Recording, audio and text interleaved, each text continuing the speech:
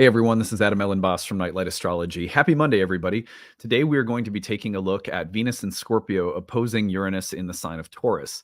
Now, I am looking at this transit to start the week rather than doing a weekly overview because this week is loaded with transits that we are going to be exploring one by one in depth. And when that happens, and especially when there's a big transit to start the week, I don't like to do a weekly overview in those particular circumstances. So I was explaining this maybe in the past couple of weeks that I would do a weekly overview if and when there weren't so many transits jammed together that really required that we focus in on them. So this is one of those weeks where we're going to start by looking at Venus-Uranus because that's what's happening today, and it's a major transit that we really need to focus on. So anyway, probably do a weekly overview next week. Things will be settling down a little bit. So just to explain kind of the rhythm of how that program is working into the channel. All right, well, anyway, Venus opposite Uranus today. That's our agenda. Before we get into it, don't forget to like and subscribe. So I decided that the next goal we are going to set is to get to 80,000 subscribers by the spring equinox. That gives us about half a year to try and rally the support of a bunch of new subscribers. And I'm setting these goals for myself because I really feel like I want to hit some benchmarks with growing the channel every year and be a little bit more intentional about it. I found, of course, that when you're intentional with things, it's helpful. So if you like the channel and you have not yet subscribed, it's free to do so. And it helps us grow our community and our business and everything that we do. So much appreciated. Let's see if we can get to 80,000 by the spring. Transcripts of any of these daily talks can be found on the website, nightlightastrology.com. And I am in... this is the final week that you can take advantage of our pre-registration sale for the upcoming first-year program, Ancient Astrology for the Modern Mystic. So I want you to go to the courses page, click on the first-year course. It starts November 16th. If you go all the way to the bottom, you are going to find these pre-registration sale options. These we have decided we were going to run them only through the 15th of October, but we've gotten some feedback that some people don't get paid until Fridays, and so we've decided to extend the sale until Friday of this week. So you have until Friday the 18th of this week to take advantage of the early bird payment and early bird installment plan. And of course, at any point in time between now and November 16th, when the course starts, you can register, but the prices will go up a little bit after Friday. And then the need-based tuition is there for anyone at any point in time before the start of the course. If you need a little bit of extra help to make the program possible because you're working on a limited or fixed income, we want to make sure that people don't overextend themselves and that everyone should be able to work within their financial circumstances if those include various hardships or limitations. We don't think that should keep you out of studying a sacred topic like astrology and really deepening your life and your spiritual path, which we believe astrology does. So for that reason, you can use the need-based tuition and take advantage of a sliding scale that will help you meet your own needs. So after the end of today's video, when I sign off, there's an informational video about the first year program. If you want to learn more about what it includes and how we progress in our studies and everything like that, you can stick around to learn more. The other thing is that we have a, here we go. So our live talks. The myth of astrological compatibility, what everybody gets wrong about the astrology of relationships, that is going to be coming on October 17th. You can purchase that talk on the under the events live talks page. You get a recording if you can't attend live, and then on November 21st, next talk has been posted, which is Pluto in Aquarius, AI, Aliens, and New World Orders. That is going to be a full webinar on the archetypal meaning of Pluto in Aquarius as Pluto is entering Aquarius for the final time now to stay. So some cool things coming up. Check those out as well. All right, now that we are through our promotions for the day, let's get into our content, and I will put the real-time clock up onto the screen. Here we go, and on Monday here, October 7th, let's take a look at the biggest transit of the day. Oops, October 7th. I am backward. Here we go. October 14th. Here we are. So Venus in Scorpio today, October 14th, is opposing Uranus in the sign of Taurus. This is happening as Venus is also entering into a trine with Neptune and a sextile with Pluto. And remember, those outer planets are all configured to one another this autumn. So this is a really big and powerful series of events taking place for Venus. And so this is a pretty significant shift with respect to everything that Venus signifies. Venus can signify very specific things depending on the house that it lands in your chart. So one place to anchor this interpretation for yourself personally would be in the whole sign house of Scorpio in your birth chart. The topics of that house, Venus will be activating by her transiting presence in that house. But also Venus rules natural topics like sisters, women, lovers, friends, relationships of all kinds, social harmony, the way in which we attempt to harmonize ourselves with a social reality. All of us have social feedback that shapes how we act and behave, and whether or not we're able to harmonize or how we stand out versus how we fit in. These are all the concerns of Venus, you could say, on a social and psychological level. Venus also has to do with what we find valuable and attractive or beautiful, art and beauty and aesthetics. So some changing and shifting for Venus implied with all of these transits this week. But the big one is, of course, Venus's opposition to Uranus, which you will be feeling today, but you very well could have been feeling over the weekend as well. So now that we have the real-time clock view of this transit, and you could give this transit a couple of days, I'd say until about Wednesday of this week. Around that time, Venus is also going to be shifting into Sagittarius, which then really brings Venus into a different space. So I would say between now and Wednesday, you also could have been noticing this building over the weekend. That's the kind of range that I would give on the level of the timing.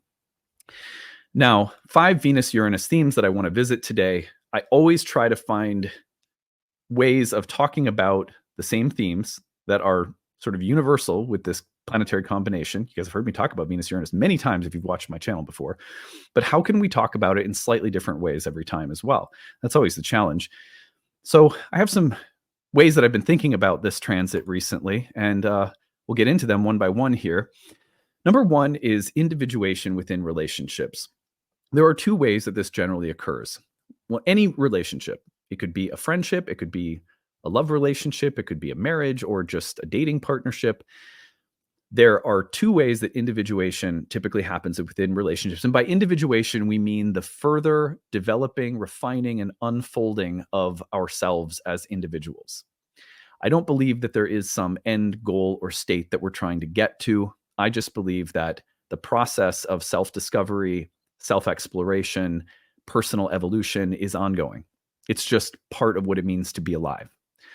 But we discover things about ourselves, and we become more in touch in different seasons and times of our lives with what is authentic to ourselves. And that process we could call individuation. Individuation within relationships typically happens in 2 main ways. There are other ways, but these are the 2 that I see over and over again within my counseling practice as an astrologer. One is that individuation happens by means of breakups. And this is the classic Venus-Uranus signature of affairs or breakups or, disturbances in relationships that lead to separation. One way we individuate is to say, it's not you, it's not you, it's me. That classic line, why do people say that? It's not you, it's me. Because in a sense, there's something true about that. When people say that, they're not always full of crap. What people often mean is I am realizing that for me to be authentically myself, I cannot be in this kind of relationship with you, whatever that means. I can't date you, or I can't be friends, or I can't work with you, or whatever. And so that sense of being true to ourselves and extricating ourselves from relationships that do not serve in the refinement or furthering of our individual essence and nature, that is a common Venus-Uranus expression. It's something you see over and over again. And that's one way that individuation within relationships occurs. It happens when we recognize that something about a relationship has to change, or we have to be liberated from a certain way of doing the relationship, or even being in the relationship at all, so that we can honor something about ourselves individually. Okay, so that's part one. The other part is when a relationship simply needs to evolve to make room for new elements of self that are coming forth. I believe that a hallmark of successful relationships, whether they are friendships that last a very long time, or whether they are marriages that last a long time, or working relationships or creative partnerships, even like if you think about some of the great musical acts that have somehow stayed together for a very long time. I think, for example, because it's been a part of my life recently, of the Grateful Dead, who mostly have stayed together apart from some band members dying, but they have continued to stay together and allowed for individual growth and evolution within the framework of their music. And they talk about that very openly. I mean, Bob Weir talks about that very openly in interviews he's done. And I have always found that to be very admirable since I started getting into them. One of the reasons that I find it admirable is because it's rare. It is rare. And I think we all recognize this, that when it comes to radical moments of personal growth and transformation, where we have to break from established habits, norms, rigid or set attitudes or behaviors within ourselves, and we have to open ourselves to something different or new, that it often means that certain relationships will not stand that test. They will fall apart, or we will have to leave them, or separation will occur. And there's something disruptive about Uranus Venus when it comes to relationships. And so it is sort of rare for a relationship to be able to accommodate personal growth and evolution. And it usually does so because both partners are willing to remain curious and attracted and invested in the other person's freedom to explore who they are. Now, granted, for a lot of, let's say, monogamous, sort of standard monogamous couples, that will probably not mean that most couples are probably not going to allow for that experimentation or exploration of identity and self to involve exploration outside the sexual fidelity of the relationship, right? But sometimes it's, people have open relationships. People explore with different modes of relationships. Polyamory is a very Venus-Uranus kind of thing. So it's not, there's not like a set way in which this happens, but often within the context of a relationship that is on some level committed and exclusive, whatever kind of relationship it is, there will be a way in which the relationship opens enough to remain committed to one another while allowing one another to become new and different people. And I think a lot of that happens because a hallmark of a great relationship, and this is just my opinion, is that people remain interested and attracted and invested in the other person's growth. We cheer each other on. We're not threatened by each other's growth and change and exciting new things that we're doing or becoming. We say, I like that. I'm interested in that, because who we are goes through so many different seasons and colors and costumes. It's just as changeable as the wardrobe lineups are in the fashion world every year, the colors, the textures. So we're like that too as living beings, and our relationships can accommodate that. So Venus-Uranus is not just about individuation within relationships that disturbs and breaks apart relationship, as though individuality or independence isn't possible within the context of a relationship. Of course it is. Look at reality itself. It's a living matrix of relationships. Being is a being of filled with beings, and they are all relating to one another, and it is constantly facilitating the deepening and unfolding of individual essence and expression. But where's the meaning in any of that if the individual doesn't have relationships to go on exploring and refining and developing themselves in relation to, right? So there's a funny way in which individuation within relationships can't happen without ongoing relationship. But sometimes that means the relationships will need to change. And sometimes that means the relationships will need, meaning they need to be eliminated. And sometimes different relationships need to come in. Whereas other times the relationships need to grow and accommodate and morph to allow for that change in individual souls to come forth. So just watch for those possibilities as this is unfolding.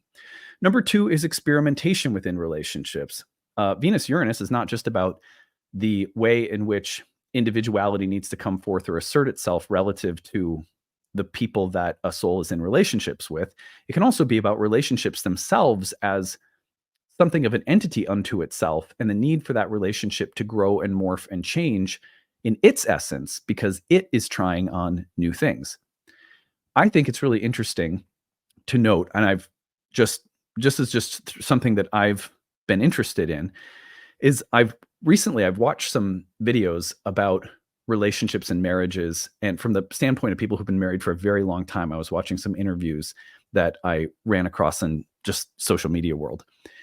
And so anyway, these several different older couples were talking about how they've kept sexual intimacy alive for very long periods of time, like, well into 70s, even 80s. Like, well, what is that? How do you do that? Is kind of the question that the interviewer had. And these different couples were talking about how they've gone through different phases and periods. And there's always a way in which a new period, a new exploration, new ways of making love, new patterns, new habits, and to never get stuck in it, but to keep exploring and finding new ways of being sexual together. And this is, to me, really fascinating from the standpoint of like, how do you make sure that, relational intimacy, not just sexually, but on any level, continues to stay fresh and healthy and alive? And one of the things that seemed to be reported by these couples, there were just a few of them that were older, and I want to say they were probably in their 70s. But anyway, they were saying like it's experimentation, it's playfulness, it's curiosity. It's never feeling in like trapped or entitled or stuck or set in feeling like you know somebody, or that you are completely satisfied in just doing the same thing all the time. Not that there aren't great ways of settling into patterns and established behaviors that are their own source of security and warmth as well. But I think the point they were making is that for intimacy to not grow stagnant, there has to be a quality of experimentation and playfulness that's ongoing in any relationship. And this could be friendships too. So Venus Uranus also points to the need for constant playfulness and experimentation. One of the things that's beautiful about play is that play is, in human beings and even in animals, play is something that represents an activity that in a way is set. It's like, okay, we're playing now. We've decided to play. It's weird in the way that like the kids will be like, okay, can we play? And then we enter into play, which is a kind of structure, but it's very open. And within that structure, all sorts of new and unexpected things happen. And there's a lot of laughter and there's a lot of fun. And you play with emotions that are safe within a context. For example, I play obstacle course with Nerf guns with my girls. It's so much fun. Like we have rules, obviously, about shooting people and stuff, but Nerf guns, right? So, but within that world, there are parameters to the play and different kinds of emotions, like, being hunted, by like someone with a Nerf gun in an obstacle course, and being the hunter and being chased and being the chaser, that these dynamics unfold and have space. And the idea here with Venus Uranus is that we need deliberate spaces of play, non-goal oriented, open, spontaneous, creative. This is Uranus. So Venus says, bring this into your relationships. And the extent to which your relationships are too serious to include this is the extent to which the relationship will sort of slowly die. And I mean, isn't that profound? If you don't play, if you don't have fun, if you don't laugh, if you don't have deliberate spaces that are sort of unstructured and non-goal oriented, you're going to get stuck. And Venus Uranus will highlight this, often in oppositions through tension that arises until there's some need for a creative burst. Well, do you know what that creative burst tends to take the shape of when we're not taking time out for playfulness? Chaos. Because chaos and play are very similar to one another. Chaos is the same kind of space that, musicians are using in improvisation with each other. It's chaotic, but you bring something out of it, right? Through cooperation. The difference is that when we're not taking that space for cooperative, playful working of chaotic, random, moving energies, then what tends to happen is the same energies come forward, but they come forward in destructive ways because we have set up resistance to them. And then we have emotional blowouts and we have emotional drama. And oftentimes, if you want to keep a dog happy, right? If you want to, see if I can. There's Hilda. Someone recently said, more Hilda. There's Hilda. Okay, hold on. I got to adjust myself now. There we go. So if you want to take more time for, if you want to have, I totally lost my train of thought. If you want a dog to not exhibit destructive behavior, you exhaust them through play or through exercise.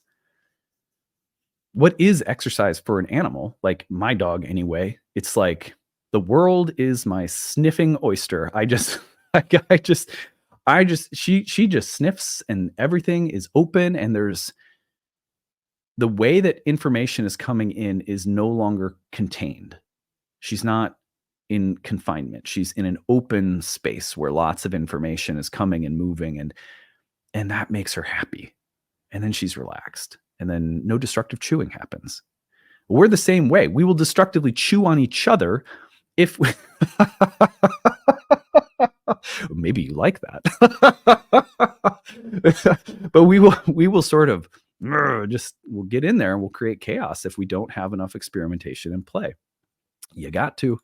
Number 3, to be loved or to be liked. So one of the things that Venus Uranus calls to mind is, do people love me for who I am, or am I constantly modulating my expression so that I'm liked? Liked would be, in this context, some kind of social approval or validation, or the feeling that we're fitting in or that we're not disturbing anyone, versus loved, where we feel really seen. We feel seen. And when we feel seen, almost always it is not seen. We don't feel seen for something that we are that's like generic.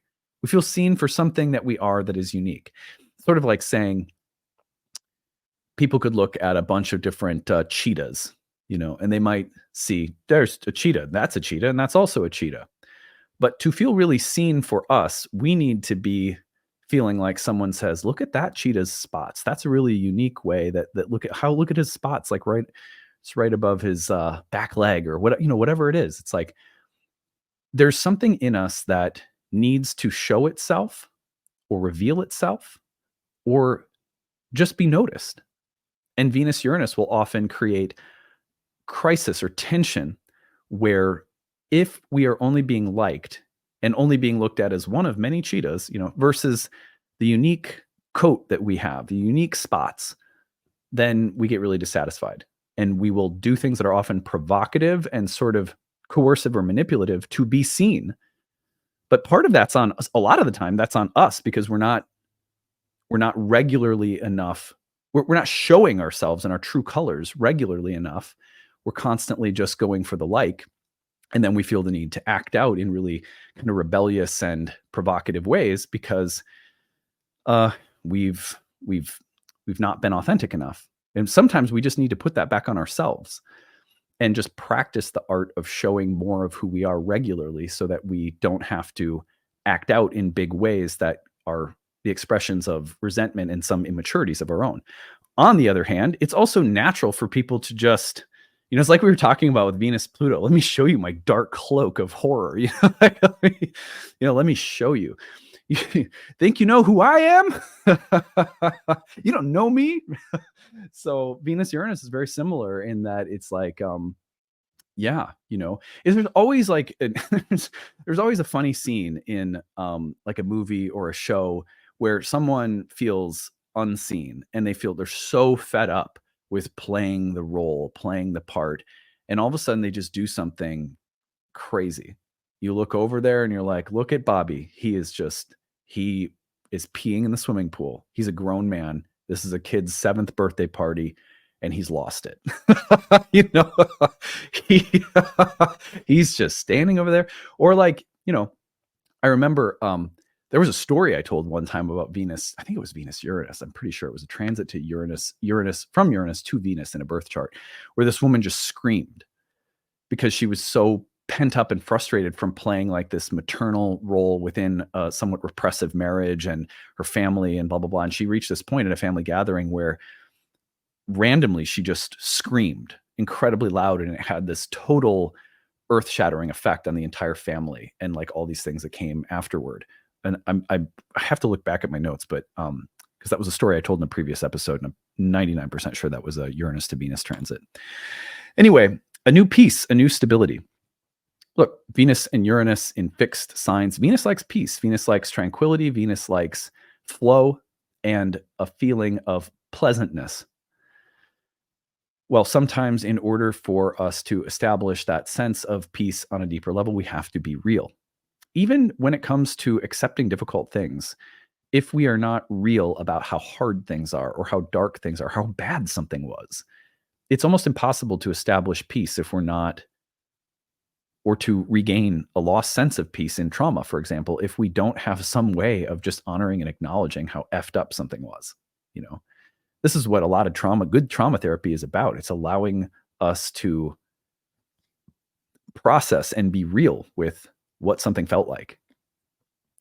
You can't get to peace or healing or resolution in some ways without acknowledging or honoring how disturbing or shocking or traumatic or difficult something was. Venus Uranus is sometimes about that weird space in which um, we can't just be told to move on from something. You can't just be told to get over something, or you can't just be told to accept that suffering is a part of life and sort of look for the best in everything and move on with optimism and let go and all these things. You can't do any of those things prematurely, anyhow, is the point. If we don't take time to process shock and trauma and change and disruption, and we don't somehow acknowledge it on a psychosomatic level, then it becomes really difficult to actually establish a new homeostasis, a new rhythm, a new peace, a new status quo, whatever we want to call it. So there's some way in which this transit will try to help us establish that, but it may disrupt things to do so, or it may require that we look at and really acknowledge and honor certain kinds of trauma and not just explain it away or try to move past it too quickly. Venus in Scorpio especially says, no, we're not going to move past the dark, juicy stuff too quickly here. That wouldn't be real. There's nothing Venus in Scorpio can't stand more than people who want nice little explanations for everything. All right.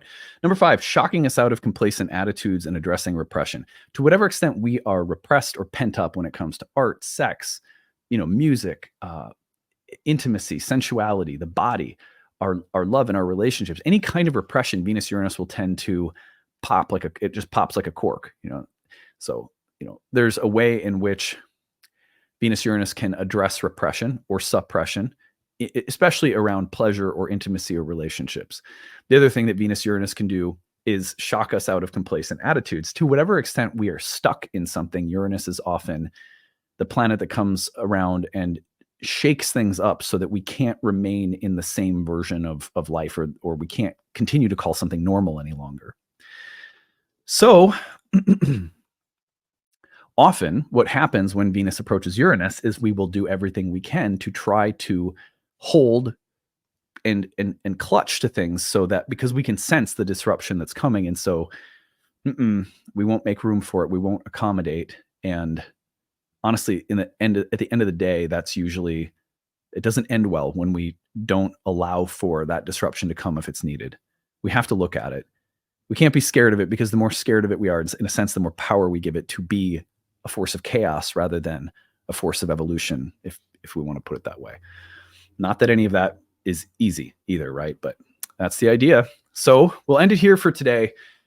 I'm so glad to be able to share I've been going through some transits lately. I'll tell you, big stuff in my extended family, and just life just keeps coming at us, and I'm so thankful for the language of astrology to bring some meaning and insight and reflectiveness around the experiences. And it's a real honor to be able to do this for a living, because it really keeps me sane. So it's nice to share this every day with all of you. If you would like to study with us, I'm going to sign off now. And after I sign off, you can learn more about the upcoming course, Ancient Astrology for the Modern Mystic. It's our first year course in ancient Hellenistic astrology with that kind of modern psychological undertone that's a huge part of our program as well. The early bird sales and prices last until Friday. We're extending the sale until Friday the 18th. Need-based tuition is there, so be sure to use that if you could use a little help. All right, that's it for today. I hope you're having a good start to your week. If you've got stories to share, use that hashtag grabbed, or email us grabbed@nightlightastrology.com. I can't wait to hear what you guys are going through, and look forward to more tomorrow. Bye. Hey, everyone. I'm glad that you're sticking around to hear more about the Year 1 program that's coming up. The program starts on November 16th of this fall, and I am here today to tell you all that the program includes and why I think you really like it if you're thinking about studying astrology. So a few practical details about the course as well. The class begins November 16th, as I mentioned, but it takes place on Saturdays from 12 to about 2 or 3 p.m. Eastern time. So that's 11 to 2 Central, and typically classes are about 2 hours long. Sometimes they run over with Q&A and discussion, but you can always plan for about 2 hours and you won't miss any of the actual lecture content for the day. You may have to duck out a little early if Q&A or discussion is extending. Sometimes it does, which is why we say between 2 and 3 hours, but typically it's around 2. all of the classes are recorded. So if you can't attend live, you are more than welcome to watch the recordings at your own pace and on your own time. You have lifetime access to the recordings, and everything is housed on a student website. I want to actually give you a just a little preview of what that student website looks like. So I am going to open up my own version of Thinkific, which is the platform that we use. So here's are some of my courses. These are all the Nightlight courses I teach. You can see on the page. But I'm going to tune into, let's go to Nightlight 28, which is the section that began in June of 2024. So here you're going to see that we have orientation instructions, course information, class links, and calendar. Everything that you need to know how to access the course is there, and you'll have a version of this in your own panel that you get set up with when you enroll. And then our lessons are laid out. So lesson 1, we have the video, the audio, the slides, the transcript. We have the Q&A box transcript so you can see what people were saying in the chat box during class. We have flashcards. We have a workbook. We have planet and sign glyph flashcards. We have bonus material, videos that we like from YouTube that we link you to. Say, check this video out, check that video out. They go along with some of the things we talked about in class.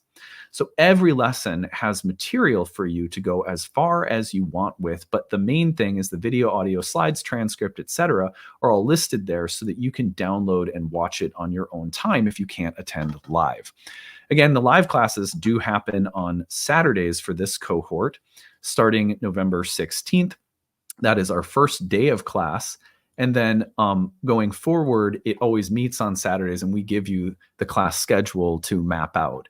And the breaks that we have, the study sessions that we have, everything's mapped out on the class calendar for you. So those are just a few practical details that, just to kind of start us off with. So I'm going to take you over to the website, which is nightlightastrology.com. And I'm going to share with you some information about the program and sort of walk you through what it includes and what you can expect. So it is an almost year-long program. We typically finish between 10 and 11 months out of the year. It can depend a little bit on some of my teaching and scheduling, because sometimes I teach at conferences and it may delay some of our modules by a week or something like that. But it's typically around 10 to 11 months that the program lasts. So we call it our first year program. At Nightlight, we have a program for absolute beginners. You may want to check that out if you are like brand spanking new. That would be 8 to 10 hours of content that's really meant to set you up for the first year course. We sort of assume that if you're coming into the first year program, you already know a little bit about astrology. For example, you have some familiarity with the signs, planets, and houses. Maybe you know what aspects are, but you want to learn more about what they are. But if you are really at the very total entry level space, then try Astrology for Beginners. And when you take that, you could do that right away and then join the first year course in November, and you'd be perfectly set up for it. But anyhow, in this program, over the course of about a year, we work through 30 lessons that I lead. And those lessons are all 2 to 3 hours each, including lecture, a little break, and a Q&A portion where we open up for people to come on mic and camera and ask questions and have an interactive discussion about the material for the day. The program is broken into modules that cover a variety of topics in ancient Hellenistic astrology. That is the earliest era of horoscopic astrology. And so if you don't know a lot about the different schools of astrology, Hellenistic astrology is going to be the kind of astrology that you see a lot of astrologers practicing nowadays. It's become more popular in the last 30 years or so. And that is due to the fact that a lot of ancient texts with some of the original techniques of horoscopic astrologers were recently translated into the English language, and it's created this renaissance in terms of the use of ancient approaches to astrology. I have a background in modern psychological, archetypal, and evolutionary astrology, and so of course I bring those things to the table, but the course is primarily focused on the excavation of ancient techniques and the spiritual philosophy that ancient astrologers also espoused. The closest thing that I can tell you to what that looks like is, ask this question: do you resonate with the philosophy that you hear me take on my YouTube channel? If so, then you're going to love this course in terms of its philosophical and spiritual approach, because the spiritual approach to astrology that I teach is really at the heart of the program. And that's a big part of my life. I approach astrology from a spiritual standpoint. It doesn't belong to one religion or one particular school of thought, but you will hear me talking about things like the soul, the belief in the transmigration of the soul. You'll hear me talk about the need to be soul-centered in our client approach to counseling in astrology. You'll hear me have an appreciation for psychological dimensions of astrology, but also ancient astrology is really very, very good at developing your predictive capacity. We talk about what kinds of predictions are appropriate, how to make appropriate predictions, how to be the right kind of astrologer for our clients without inducing any fear. So there's a lot of care that goes into the development of this craft. But ancient astrology is really amazing when it comes to honing your predictive abilities. And then what you'll find is in this program, there's also a pretty significant emphasis on the psychological dimensions and client care. Anyhow, we go into the roots of ancient Hellenistic astrology and its techniques in this program, and the 30 classes are broken into modules. We work through the history and philosophy. We work through planets, houses, signs, aspects, essential and accidental dignities. And then we get into approaches to the delineation of natal charts. And then at the end of the program, almost a third of the program is dedicated to live client readings, where you're going to see me meet with a person and apply what we've been studying for an hour-long reading. We take a break, we come back, and then we workshop. How did I do that? Why did I make these choices? How did I handle this or that came up in the reading? And it becomes easily the favorite part for most students of the entire program, because by that point, you've got so much theory that you're really ready to see it put into action. We alternate those live client practice sessions with hands-on practice, where students get to bring chart questions into class that we work on. And that's also something that most people really love. A lot of people will look at the curriculum and say, well, I already know planets, houses, and signs and aspects and dignities. But not if you haven't studied Hellenistic astrology, because the approach that ancient astrologers had to these topics is vastly different from the approach that modern astrologers take. So you will be, in a sense, relearning basic things in a brand new way. And I think a much more enriching, deep, and philosophically clear way. It's really nice to know the why behind things. This program and Hellenistic astrology in general is very good at helping you understand the why behind everything that we do. Also, it's really important to participate when you study astrology in a living lineage. So one of the reasons I don't let people jump ahead to my second or third year programs is because I want you to be entrained to a lineage, a particular way of doing things that comes from an astrologer who has a very living, busy, active practice and who has had teachers themselves. I think that's important for astrological learning.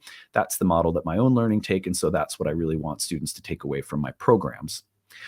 Anyhow, so all of that aside, the second year program focuses, after we build our understanding of the basic delineation techniques of birth charts, in year 2, we move into timing techniques, which is all about when the karma of a birth chart is going to be active and expressing itself throughout the course of a lifetime. That's year 2. Year 3 focuses on the development of counseling skills at a much deeper level. And then we also have a 1-year horary program, which is about the development of a very specific predictive technique that can be a really amazing tool to add to your kit. That is 4 years worth of training programs that we have. However, I want to mention that many people take our classes just for the sake, purely for the sake of their own personal growth. Taking these programs is very much like being taught how to utilize a technology that for yourself will be deeply useful for the rest of your life, and maybe for close friends or family members around you. Many people come through our programs taking that benefit away. We'll study through all 4 years of our programs with no intention of being professional. This is their hobby. This is a spiritual tool that will have it will pay dividends over a long period of time. However, many people without the intention to practice come into our courses and discover that they're actually good at it and may end up reading for other people part-time. And then there are students who are deeply, intensely motivated to practice for other people. And it is not that our programs really make those people successful. Our programs contribute to your development, but it really is that some people have a calling to practice professionally. And these programs are designed to give you all the tools you need to develop that confidence and to develop a really coherent set of tools and to entrain yourself to a lineage, which you can also develop your own unique style out of. So those are some of the, the kinds of people that take our programs, you might say. So the 30 classes on the year are then broken into modules. And in between modules, we have 2 course directors who are present in all of the classes, and they lead breakout tutoring sessions where you can come in and review or ask questions about the module that we've just completed, which is usually anywhere between 2 and 3 classes each. So those breakout study sessions led by our tutors are outside of the 30 classes and very useful. A lot of people like to attend those because they also offer opportunity for community and just lively conversation. We also have 12 online webinar classes led by guest teachers that we host throughout the year. Those are free, and if you can't make them live, they're all uploaded into your student folder. You also have an interactive group forum discussion staffed with tutors who typically respond to questions that you have about the material within 24 hours. So if you can't attend a tutoring session or you just have a random question on a Tuesday night, you can pop it in there and you'll get an answer. We also have a ton of bonus material, optional quizzes, flashcards, tons of supplemental material that is there to help people go as deeply as they want. We have a reading list that is expansive. And that reading list, we don't expect anyone to accomplish. It's more so a resource that we give you saying, here, if you want to know all the things I've read, if you want to know all the things that I love, if you want to know all the things I recommend, here's a master list of everything for each lesson. You could go, PhD level if you wanted to and read thousands and thousands of pages, or you might find that there's just one extra book that looks really interesting and you want to pick it up. But we pride ourselves on making sure you have a ton of resources. You have lifetime access to all the class recordings. You can email our staff or me throughout the year with questions, and my staff will also defer to me in the case that they don't know the answer to a question. So that is what the program includes. It starts November 16th. If you would like to join, at the bottom between now and October 15th, our early bird payments are available. So that saves you some money off the cost of the course. There is a 12-month installment plan that is cheaper than our normal plan, a one-time payment that's significantly cheaper than our normal one-time payment. So you get these little sales that we do until October 15th. We also have need-based tuition assistance. So if you are someone who would like to take this program, but you are on a fixed or tight budget, we have an application there. Click apply now. Just tell us what you need. We give a range. We say between this dollar amount and this dollar amount, what can you spend? And then we set you up with a plan for that tuition number per month. And that is available for anyone. We ask people to apply early because those spots are limited, but we are really accommodating. We try to make sure that nobody's priced out of a spiritual education. Like, this topic should be very accessible for people because I believe that the divine is speaking through the sky, and like anyone should have access to understanding what it's saying, right? So anyway, that is a bit about the program. I hope that this has been useful for you. If there are any questions you have, you can look over the curriculum content on the page, on the year 1 page. There's more information there. Check out the FAQ section for more questions. Email us info@nightlightastrology.com. And I hope to see some of you in class soon. I think this is going to be a really powerful program because it's also starting right as Pluto's moving into Aquarius. And within the year, we're going to have a Uranus-Pluto trine with Uranus in Gemini. These airy signatures and the connection between Uranus and Pluto make for a very powerful year to advance our understanding of astrology. So it's a great election year for studying, and I hope to see some of you in class soon.